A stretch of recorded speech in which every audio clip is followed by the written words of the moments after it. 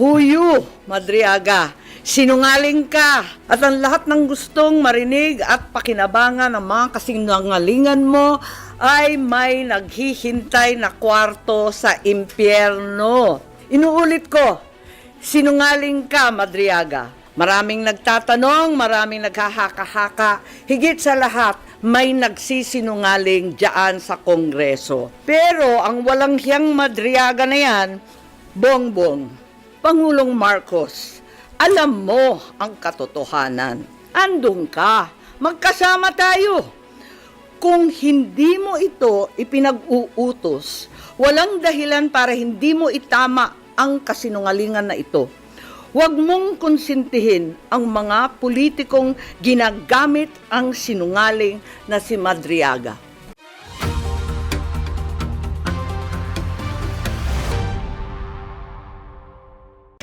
So, simulan na natin.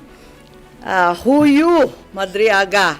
Sinungaling ka, Madriaga. Naku, hindi ko mabuo yung pangalan nito. At ang lahat ng gustong marinig at pakinabangan ng mga kasinungalingan mo ay may naghihintay na kwarto sa impyerno. Ako, bilang senador at kapatid ni Bonget, 10 ng mga tunay na nakakaalam ng pangyayari ay may moral na pananagutan na pabulaan at itama ang nakakasukan kasinungalingan ni Madriaga. Inuulit ko, sinungaling ka, Madriaga, at hindi ako papayag na gamitin mo at ng mga kasamahan mo ang oras, ang espasyo, ang dignidad ng kahit na anong opisina o sangay ng gobyerno. Isasalaysay ko ang mga pangyayari noong 2021, ang tunay na pagbuo ng UNITEAM. Maraming nagtatanong, maraming naghahaka-haka, higit sa lahat, may nagsisinungaling diyan sa Kongreso. So unang-una, no such thing as yung mga term, ano ba yan? Paghahati ng term, ano ba yun? Sinabi na meron daw alyansa and magte-term sharing. Nako, talaga naman kasinungalingan yan. Okay, na next slide na tayo. Ang unang pagtitipon at pag-uusap tungkol sa Vice Presidency noong May 29, 2 days before the birthday of our VP then. Nag-lunch date kami sa Primus Bistro sa Davao. Naalala ko pa kasi bago eh. Tapos, first time na nag-usap ng matagal-tagal si Bongbong at si Inday Sara. Tapos nag-greet kami at syempre nagpahaging kami na kung maaari si Bongbong na ang maging VP ni Inday Sara. Kasi alam naman natin na mamayagpag sa lahat ng survey si VP noon, Mayor Inday siya, bilang presidential bet. Ika nga, walk-over sana. Kasi nakaupo pa yung tatay niya at napaka-popular niya mismo. Ngunit noong August 5, maaalala ninyo, sinabi ng PDP Laban, ine-endorso si Bongo and Rodrigo Duterte as VP. Yun ang official statement. Pero ang walang hiyang Madriaga na yan, ang sabi a few months before November 21, nakumbinsi ni Bongbong si PRRD na si Inday ang maging VP sa kanya. Hindi ko talaga maintindihan ang pinagsasabi niyan. Maliwanag na ang PDP may sariling lakad, may sariling mga kandidato, hinding-hindi si Bongbong. Nag-umpisa kami mag-usap-usap sa isang GC noong September 7. Nag-uusap na kami, pero nag-decide ako, mag-GC na tayo. At sa awa ng Diyos, kahapon, sa yamot ko, sa inis ko dyan, sa sinungaling na yan, na hanap ko ang aking lumang cellphone, andito. At as usual, Samsung na may note, at nakita ko yung aming pagte-text. Yan, nabuo ang isang grupo kasama ng ilang kamag-anak, na kamag-anak rin ni Inday, kamag-anak rin namin. Makikita nyo, September 8, dineklara na Go Duterte na ang standard bearer. Walang Bongbong, walang Sara. Ang sinungaling talaga. Pagkatapos, September 10, sabi nga, duda na si Presidente o si Sara ay tatakbo. Sinabi ni Mayora noon na silang mag-ama may deal. Isa lang ang tatakbo sa kanila sa national. Hindi ko maintindihan ang mga claim nitong taong ito. Tapos, in-endorse, September 19, magulo talagang panahon na yun eh. Si Pacquiao naman ang in-endorso. September 28, nag-usap-usap kami sa bahay, andyan si Bongbong, yung kamag-anak namin, si Mike Acevedo Lopez, kamag-anak namin ng mga Duterte. Di ko maintindihan, may lola yung nanay ko na lola rin ni PRRD. Ang sabi, Bongbong will file. Ako to, text ko to, nakita ko eh. He will file October 6 as instructed. Pero sana somebody will file as his VP. Kasi nakakatawa naman, walang katandem. Yun ang pinapaliwanag ko kay VP Sara Mayora noon. Still hoping you will run and he will slide down to VP ASAP. Ewan, ganon. Ngayon, ang sagot naman ni VP, tulad ng sinabi niya sa media, nako, ang usapan namin ni PRRD, VP na siya sa PDP, ako, mayor na. At yun nga ang nangyari. The same day, VP Sara, then mayor, filed her COC as Davao Mayor. Diba, nangyari yon. Pagkatapos, eto, October 6, si Bongbong nag-file candidacy for president at ang maliwanag, mag-isa lang siya. Kasi eto nga, inaasam-asam namin na si Mayora pa rin ang kanyang katandem. Pero itong Madriaga dyan sa Congress, sabi niya na si PRRD daw, sinabi sa kanya noong November 21 na si BBM tatakbo at si Sara ang VP. Anong kasinungalingan yan? October 6 pa lang nag-file na si Bongbong na mag-isa. Kaya magtataka ka talaga. Maalala po ninyo na nung pagkatapos nun, ayan na yung kay Bato. Maalala ninyo, biglaan pinatakbo si Bato at para siyang seat warmer lang. At ang inaakala ng tao si Bongo at saka si Presidente Duterte ang kanyang VP. Huwag nilang ginugulo ang kwento. Talaga naman, maliwanag to. Hindi ko maalala ito pagkat hindi ako sang-ayon. Ang nangyari sa October, pag-file ni Bongbong, pinatawag siya ng PDP sa palasyo. Yun ang totoo. Hindi yung sinasabi ni Madriaga na kaming magkapatid, pumunta kay PRRD para mag-term sharing deal. Walang ganon, walang alam si PRRD, kasi nungalingan yun. Ang nangyari, nung nag-file si Bongbong, tinanong siya ni PRRD, tatakbo ka ba? Tapos sabi niya, oo, nag-file na po. Nandun yung PDP, si Alcusi, si Bongo, si Medialdea yata. Wala ako Kasi ayokong pumunta si Bongbong, sabi ko sa kanya, hoy, wag kang pupunta dyan. Sabi niya, nakakahiya naman ang nagpapatawag sa Pangulo. Sabi ko, kukuyugin ka lang ng PDP, pipilitin kayo. Wag ka nang pumunta. Tapos, napakiusapan yata at pumunta siya nung una. Second time, pumunta rin siya. Pinatawag na naman siya kung talagang ayaw niya. Dalawa lang option. Manatili siyang presidente, pero ang kanyang vice president si Bongo, ang buong cabinet hawak ni Bongo. Parang ganun yung kwento. Di ko maalala kasi yun nga, hindi naman ako sang-ayon doon sa pagpunta niya. Tapos, yung isang option, Bongo for president, si Bongbong na lang ang vice. Parang ganun ang pinag-uusapan ng PDP. Si Presidente, tinatanong ko si Bongbong, anong sabi naman ni PRRD? Sabi niya, wala naman sinasabi masyado, sinabihan na lang akong good luck kung tatakbo ka. Parang ganun. Sabi ko, umuo ka ba o hindi? Sabi niya, ano pang gagawin ko? Di umuo ka. wala naman siyang imik.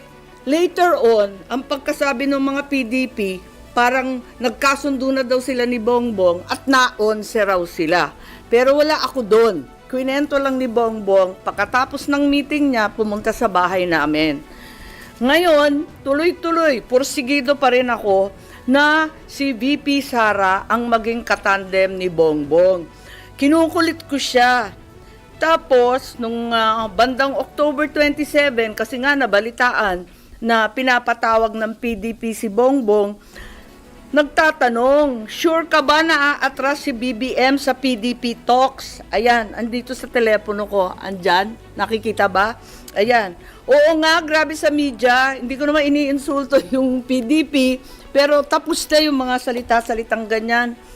Tapos, ang sabi ni Mayora noon, duda ko, mahina akong Vice President. Sabi ko, mahina kang Vice President kasi gusto naming lahat President ka. Magpa-survey ka. Kaya, nahanap ko nga, andito pa, pinaprint ko ulit yung mga survey. Nagpagawa pa siya ng survey. Hirap na hirap nga kami magpa-survey pagkat, eto nga, talagang undas nun eh. All Saints Day noon, ang hirap maghagilap ng tao, pero kahit papano nakapag-produce kami ng survey at nag-presentation noong November 3 na tama nga ang kutob niya, mahina siya bilang vice-presidente kesa sa presidente. Kasi na-disappoint yung mga Sara all. Alam naman natin yon. Pero sabi ko, malakas ka pa rin. Walang tatalo sa'yo. At yun, panay ang usap namin kung anong gagawin, kung anong dapat. At walang kinalaman to sa PDP at PRRD. May kanya-kanyang landas to eh. Talagang magulo nun eh. Makita ninyo, November 9, si Mayora nag-withdraw from the mayoralty race, Baste replaced her. So, hindi ko alam yung mga November 21 ng Madriaga na yan. Pagkatapos noon, makita ninyo ang ating vice-presidente nag-resign sa Hugpong. Ayun, November 10 din yan. Tapos, noong November 11, sa isang kasal ng anak ni Senator Revilla, si Inday Sara sumali sa Lakas CMD para meron na siyang national party. Naghahanda na siya. Ayun. Pagkatapos niyan, nag-happy birthday na naman siya sa GC, ano? Happy birthday, Senator Amy. Many, many happy returns. Tapos, tinatanong ako sa telepono, ano naman ang birthday wish mo?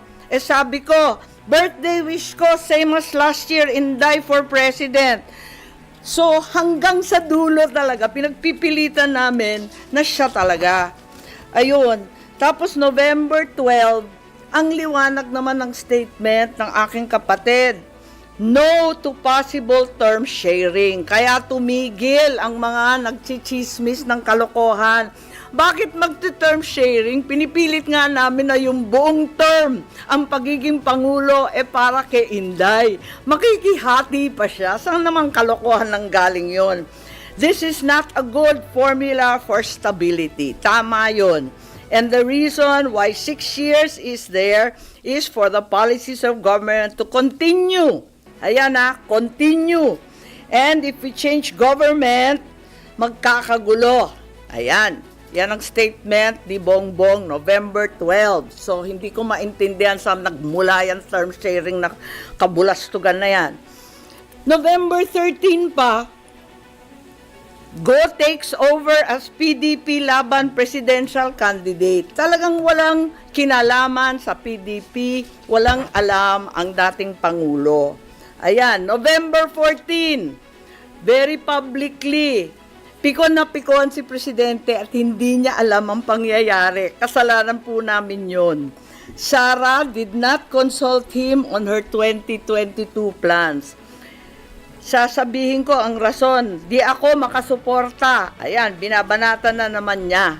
Kita naman natin, November 14 na yan. Ewan ko kung saan yung kasunduan na pinagsasabi na kinumbinsi ni Bongbong o kinumbinsi si Bongbong. Pati yung sinungaling, nagkabulbul na.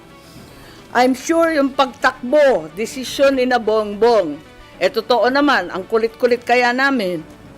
Tapos, November 16, sabi ni Nograles, wala nang Duterte go. November 16 din, talagang nag-iisip na kami ng kampanya kasi pumila na eh.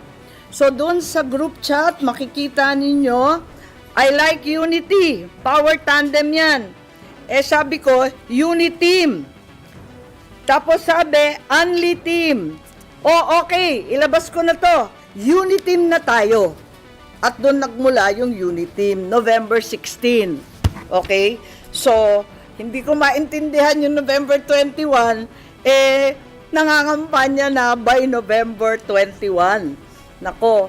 Pero, hindi pa rin napapawi ang galit ni PRRD. November 18, bumabanat pa rin kay Bongbong. Asan ang pagkakasundo dyan? Tapos tuloy-tuloy na po, November 21, nasa Davao, nasa Mindanao, November 25, tuloy-tuloy na yung mga partido na sumapi. At finally, matagal to December 14, tsaka lang nag-withdraw at umatras si Bongo bilang presidente. Kaya gusto ko lang i-tweet itong mga kabuktutan na mga ito at sasabihin ko lang na pawang kasinungalingan ang pinagbibitaw ng Madriagang yan. Kung meron mang itinuro ang kasaysayan sa isang Marcos katulad ko, yun ay maging tapat sa bayan at sa iyong prinsipyo. Hindi nila kayang sirain si Inday dahil hindi siya gumawa ng ikasisira ng kanyang pangalan. Kaya gagamit sila ng taong wasak na ang pagkatao para subukan wasakin din ang vice-presidente. Oo, inaamin ko, ginamit ako at naging kasangkapan ng isang gobyernong taliwas ang pamumuno sa uri ng serbisyong bayang iminulat sa akin ng aking ama. Ito ang gobyernong nangako na pagpapatuloy ng nasimula ni PRRD, ni Presidente Rodrigo Roa Duterte, ngunit naging simula ng pagbagsak ng ating bansa. Kahit kailan, hindi ko kinonsinti at wala akong balak konsintihin ang kapatid ko. At kahit kailan, hindi rin naman ako tatahimik. Hindi ko hahayaang harap-harapan magsinungaling ang isang tao para matupad ang ambisyon ng iilan at tuluyang mailibing ang ating bayan. Sa korupsyon, sa kasakiman, sa walang saysay na pamumulitika, kahit ngayon sa harap ng malupit na krisis. Bongbong, Pangulong Marcos, alam mo ang katotohanan. Andun ka, magkasama tayo. Kung hindi mo ito ipinag-uutos, walang dahilan para hindi mo itama ang kasinungalingan na ito. Huwag mong konsintihin ang mga politikong ginagamit ang sinungaling na si Madriaga.